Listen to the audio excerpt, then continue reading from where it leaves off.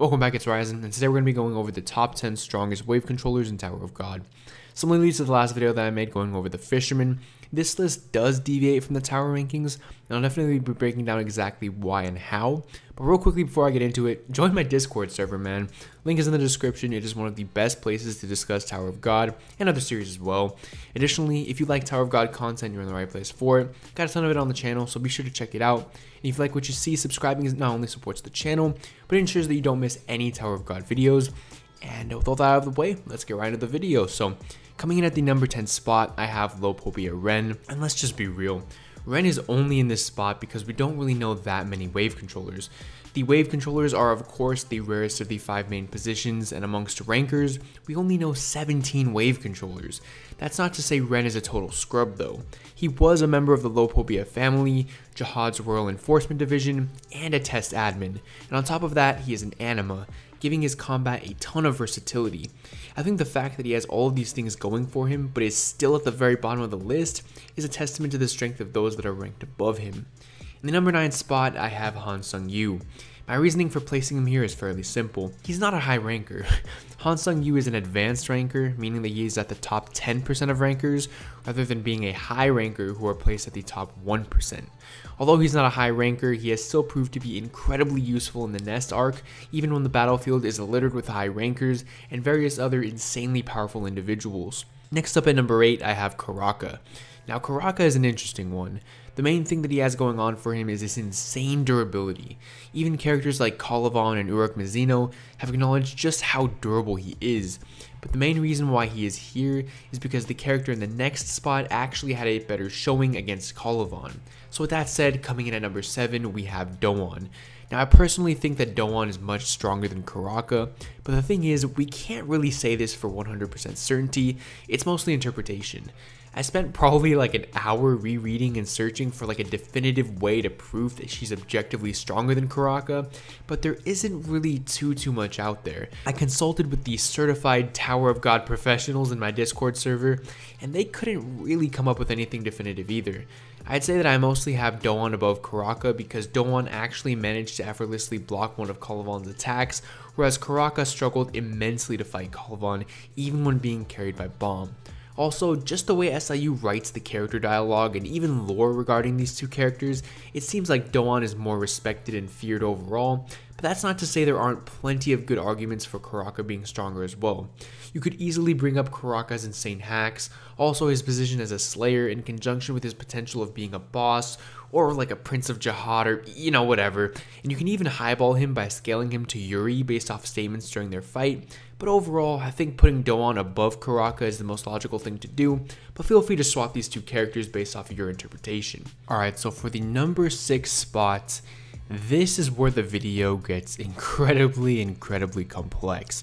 I'm just going to reveal my next 2 spots right here, and then we're going to have a little bit of a discussion, if you will, right, on how to place these characters. I need your guys' help a little bit too. I am going to give you a definitive ranking for my list personally, but I definitely need your guys' help deciding, you know, like kind of a community-based list, as you will, okay? So, I have the next 2 spots, Evankhell and Bomb, right? It's kind of tough to say who's stronger. Now, I've been going back and forth on this for a while, and I consulted the Discord, and even people on the Discord are saying different things, you know. So I'm just going to read off multiple different arguments for both of these characters, and then give kind of a definitive ranking. So initially, I had Bomb placed below Evankhell, right? And here was my argument. So first off, I feel like at this point, I'm wasting my breath here, but I'm going to just give a few quick arguments as to why Bomb is just high ranker level in the first place, because I guess some people still can't believe it, right? So Bomb beat White, who scales relative to Colovan, who mopped the floor with Jin Sung Ha. Jin Sung Ha being a top 500 high ranker, right? And then even if you say, oh, whatever, yeah, it doesn't matter because Bomb powered up from defeating White, and then he absorbed Leviathan, right? Who is likely stronger than any beast in Trauma Ray's arsenal, and is even capable of resisting Trauma Ray to some extent. There, enough said. If that can't convince you, then you're actually just an idiot, bro. Either you didn't have parents, or if you did, they dropped you off of a 3-story building, or if none of that happened, your parents are probably siblings, and you probably need to double check your chromosomes, bro. But anyways, sorry, getting a little off topic there. Bomb easily scales above top 500 ranker level, so that's why Bomb, like, for sure can't be on the level of anybody below him on this list. But if you want to talk about Yvonkel, right? Because my main argument for Bomb beating Yvonkel was Bomb's resistance is not that good. His Shinsu resistance is good, right? But like his physical like defense is not very good, right? And that's been his weakness pretty much throughout most of the series, right? Is how much damage he can take. We've seen it especially in his fight against Colavan when he and Karaka were fighting together. Colavan himself pointed out that Bomb's defense is pretty bad, whereas Karaka's is like insane, right? And so my argument was that if Yvonkel does like her strongest move or whatever, and it manages to hit Bomb, Bomb is not going to be able to tank it, right? So initially, I used those arguments to have Bomb above Yvonkel, right? But after consulting the Discord, I would like to give a huge shout out to Kalki on the Discord for providing me with actually a ton of really solid arguments for Yvonkel winning, and he actually managed to convince me here. So he referenced chapter 510 where White was absolutely mollywhopping Bomb with all of his strongest attacks, and Bomb just completely tanked all of it and took literally 0 damage, and he was standing still, by the way, and White was just spamming his strongest moves. And then at the end he even does a move that he claims to put everything into, and Bomb is unscathed. Now we do find out that Bomb isn't actually tanking this with his body, but he's actually deflecting it so fast and perfectly that it's nearly impossible for White to register the fact that it's even being deflected. So I mean, in that state, if we get Bomb in that state against Yvonkel, I feel like it might be a similar sort of situation, you know what I'm saying? So another piece of evidence that he gave was a statement from Han Sung-yu saying that when Pudity, Holen, and Perseus arrived at the nest, Han Sung-yu said that they might be as strong as Yvonkel, which, as you remember, Bomb absolutely low diff. Like I think it was either Holen or Pudity. It was one of the two. He literally no diffed him by accidentally using a fraction of Leviathan's power, and he literally no diffed him.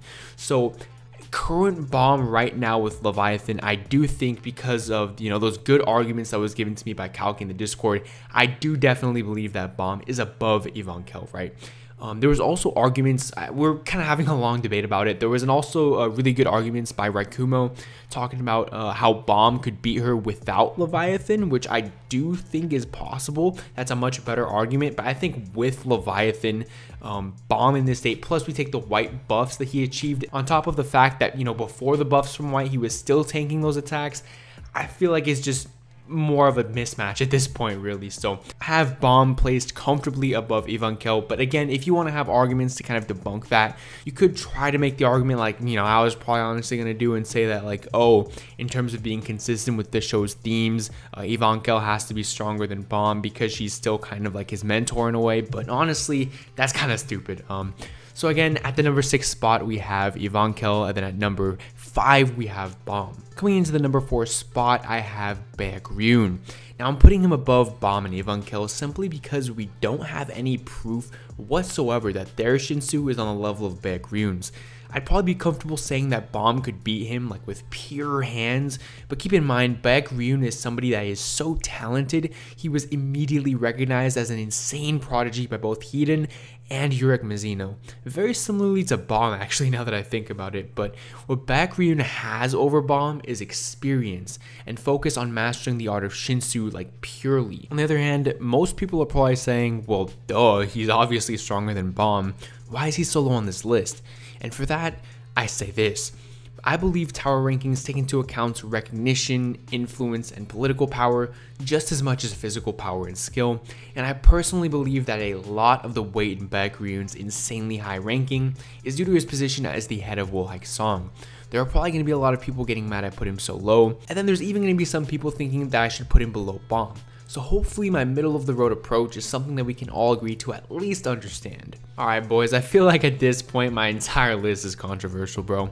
Especially now that I've placed Bomb already. There's going to be people saying, oh, how could you place X character above Bomb and all that. You know what, man? If you got a problem with that, go make your own list. Nobody will watch it since mine's up first and it'll be the first thing in the search bar. So you'll just look like a goofy goober, but go ahead.